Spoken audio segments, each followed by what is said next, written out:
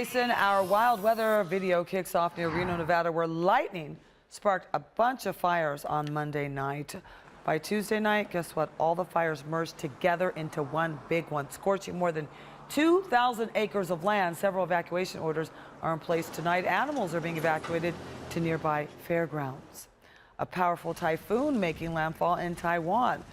Look how powerful that thing is. The winds were in the hours before the landfall it even happened. People were getting knocked right to the ground. The wild winds have ripped utility poles out of the ground. Officials there upgraded the storm to a severe typhoon, which is the highest on their scale.